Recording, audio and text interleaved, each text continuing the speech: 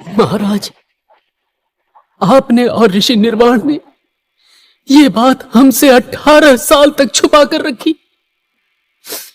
कि हमारी बेटी के भाग्य में विवाह का सुख नहीं है, पुरुष का सुख नहीं है, मां बनने का सुख नहीं है। तो क्या कहते हम आपसे दमयंती कि आपकी कोख से जन्म लेने वाली हमारी बेटी, इस राज्य की होने वाली महारानी, किसी पिछले जन्म के शाप से शापित है कि जैसे ही उसका रिश्ता किसी पुरुष से जुड़ेगा वो पुरुष मर जाएगा? नहीं, हमारी बेटी के साथ ये नहीं हो सकता। कोई तो उपाय होगा। उपाय तो होगा ही, मगर हम उसका स्वयंवर नहीं रख सकते। हमें ऋषि निर्वाण से बात करनी होगी। नंदिनी ने तो शायद अपने माता पिता की पूरी बात सुनी भी नहीं होगी। जैसे ही उसके कानों में उसके जन्म से बंधे हुए श्राप की बात पड़ी और उसे यह समझ आया कि उसका अभय मर सकता है, नंदिनी उल्टे पांव महल से भाग निकली। अगर अभय को कुछ हो गया तो मेरा उसके साथ संबंध बन चुका है। अगर अभय पर इस श्राप का असर हो गया तो नहीं, मुझे अभय से अभी मिलना होगा। मैं अपने अभय को कुछ नहीं होने दूंगी, कुछ भी नहीं। बौखलाई हुई नंदिनी महल के पिछले रास्ते से निकल अपने घोड़े पर सवार अपनी पहचान छुपाने के लिए एक काला दुशाला ओढ़े कब प्रतापगढ़ की सीमा से बाहर निकल गई पता ही नहीं चली। उसके कानों में उसके पिता की श्राप वाली बात गूंज रही। उसकी आंखों के सामने बस अभय का चेहरा घूम रहा था। नंदिनी हर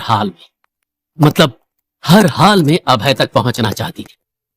अपने घोड़े को हवा की तेजी से दौड़ाती हुई कमर में खंजर बांधे अपनी जान पर खेलकर नंदिनी विजयगढ़ के महल तक आ पहुंची और किसी तरह छुपते छुपाते नंदिनी अभय के कमरे तक पहुंची। अभय अपने बिस्तर पर बैठा एक कागज पर कलम और स्याही से कुछ योजना बना रहा था। नंदिनी की छाया देखते ही उसने कागज बिस्तर के नीचे सरका दिया और हैरानी से उठ खड़ा हुआ। नंदिनी, तुम? अभय, तुम ठीक हो? तुम जिंदा हो? इसका मतलब शाप का कोई मतलब नहीं है, कोई मतलब नहीं है।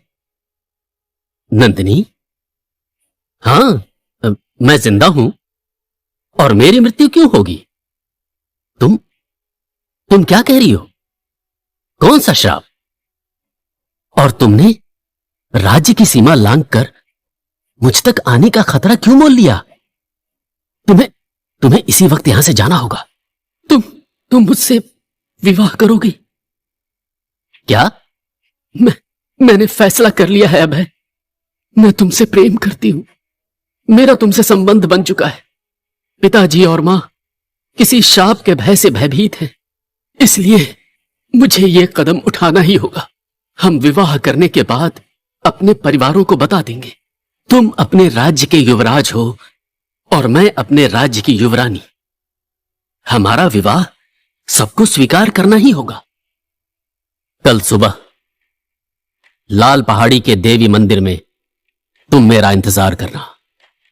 मैं तुमसे वादा करता हूं नंदिनी कि दूसरे पहर से पहले पहले मैं तुम्हारे साथ 7 फेरे लेकर तुम्हें अपनी पत्नी और विजयगढ़ की महारानी बनाऊंगा। उसके बाद कौन हमें स्वीकार करता है और कौन नहीं, इसका फैसला हम करेंगे। सच? मैं कल मंडप में दुल्हन बनी तुम्हारा इंतजार करूंगी। अभय। नंदिनी की सांस में सांस आई। न सिर्फ उस पर लगा श्राप झूठा था, बल्कि उसके सिर्फ एक बार कहने पर अभय उससे शादी के लिए भी तैयार हो गया था। कल नंदिनी और अभय की शादी होने वाली थी, किसी की मर्जी हो या ना हो। नंदिनी चुपचाप अपने महल में खुफिया रास्ते से लौट आई और अपने कमरे में जाकर अपना सबसे सुंदर जोड़ा, सबसे कीमती गहने निकालकर बिस्तर पर सजा दिए। आज रात नंदिनी की आंखों में नींद कहां आने वाली थी। उसे डर था कि अगर उसकी आंख लग गई तो उसकी जिंदगी का सबसे बड़ा सपना, जो सच होने वाला था, कहीं टूट न जाए।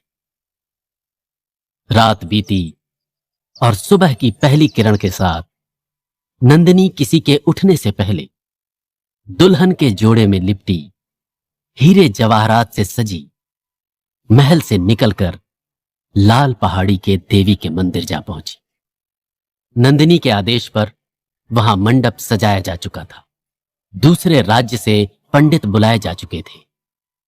नंदिनी अब बस अभय का इंतजार कर रही थी और ये इंतजार लंबा होता चला जा रहा था। दूसरा पहर बीता, तीसरा पहर बीता, मगर अभय नहीं आया।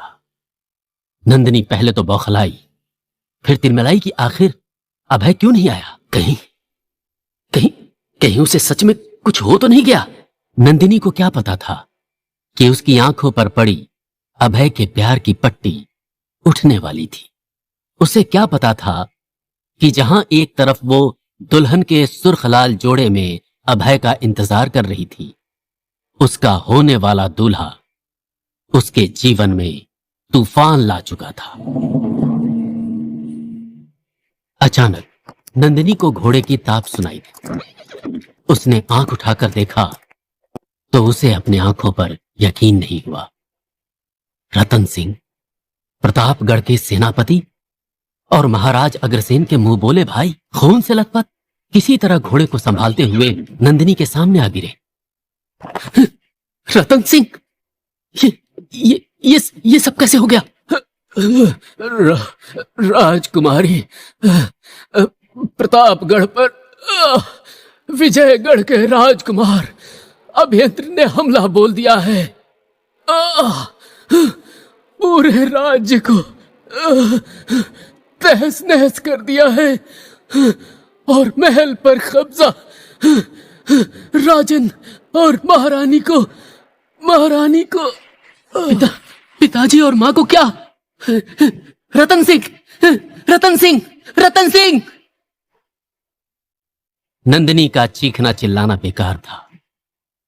रतन अपने प्राण त्याग चुका था। नंदिनी का जिस्म ठंडा पड़ गया था। वो सर से पैर तक कांप रही थी। उसकी आंखों में खून उतर रहा था।